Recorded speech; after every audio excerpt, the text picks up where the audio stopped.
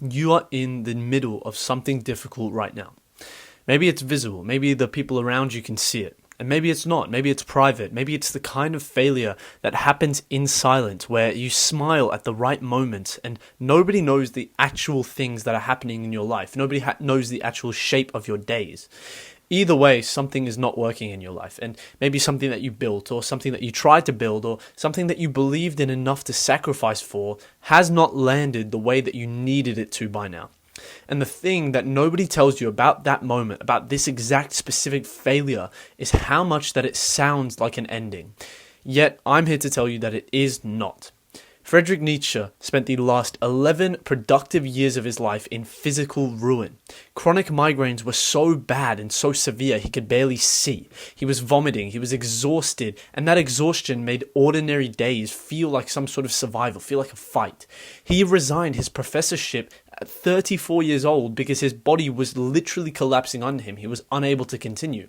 He wandered Europe alone, and he boarded houses in Turin and in Nice and in Sils Maria, and he wrote in the hours that his health only allowed him to, which were never actually enough and never actually guaranteed, both of those things. He self-published some of his most important work, and if he hadn't, we would never have read it today. Almost nobody read it in that moment, and he sent copies to people who didn't respond, hundreds and thousands of copies to people who didn't even acknowledge the copies that he'd sent to them. The intellectual world he had devoted his entire life to was largely ignored by people around him. The intellectual world he had devoted his life to largely ignored him itself, and he died never ever seeing the impact of what he had built upon this world. And somewhere inside all of that, the pain, the isolation, the silence, he wrote the most important two words of his philosophical life: Amor Fati. It is the love of fate. It is not tolerance of fate. It is not endurance of fate. It is not the quiet, gritted teeth acceptance of a person who has run out of any other option besides pushing forwards. It is love. It is desire. It's literally nothing besides the word love for fate. Nietzsche's argument was not that suffering itself was an alright thing, not that it was fine. It was that the person who spends their entire life resisting what will happen to them, fighting it or resenting it or waiting for it to be over so that the real life can begin, that person will never build anything meaningful because everything they are and every moment of their life is spent on the resistance itself. It is spent on the maintenance of the gap between what is and what they actually wanted.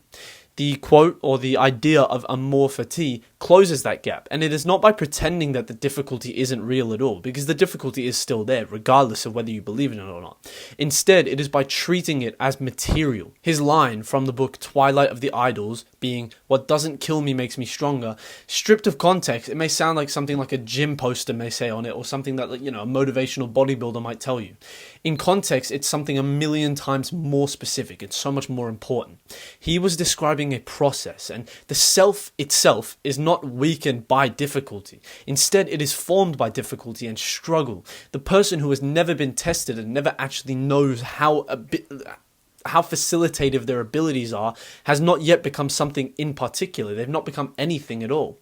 They are simply potential so far. They are unverified, and they're just a hypothesis about themselves that has never been stress tested against reality.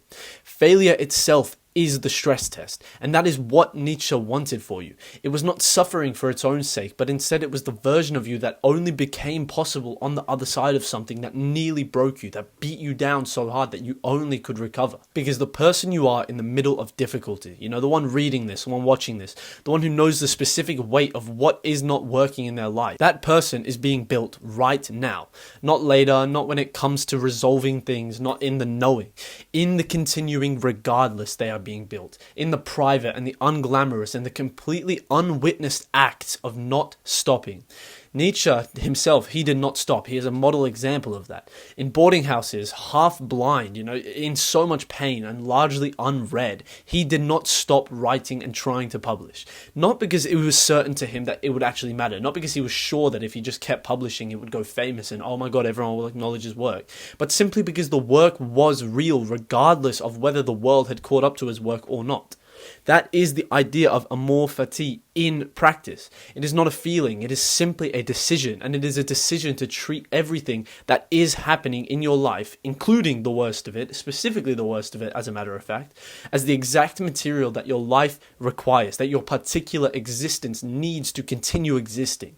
You are not behind. I'm here to tell you that. You are not failing at the life you were supposed to have. You are simply inside the process that the life you actually want requires, because all of this is necessary. It's all character development.